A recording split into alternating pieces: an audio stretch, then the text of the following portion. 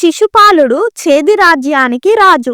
ఒకే జన్మలో 2 సార్లు విష్ణువు అంశ అయిన శ్రీకృష్ణుడి చేతిలో మరణించడానికి కారణమైనది అతని పూర్వజన్మల శాపం. శిశుపాలుడు మరియు దంతవక్తుడు కృష్ణుడి చేతిలో మరణించిన మరొక రాజు. వారి తొలి జన్మలలో వైకుంఠ ద్వారపాలకులైన జయ విజయాలు. ఒకసారి సనక సనందాది మునులు విష్ణు దర్శనానికి వచ్చినప్పుడు జయ విజయాలు వారిని లోపలికి అనుమతించలేదు. మునులు ఆగ్రహించి భూలోకంలో జన్మించి 3 జన్మల పాటు విష్ణువుకు శత్రువులుగా జీవించాలని శపించారు. అయితే విష్ణువు స్వయంగా వచ్చి తన భక్తులుగా 3 జన్మలు శత్రుత్వం వహించిన తర్వాత తిరిగి వైకుంఠం చేరుకుంటారని వారికి అదే ముక్తి అని అనుగ్రహించాడు.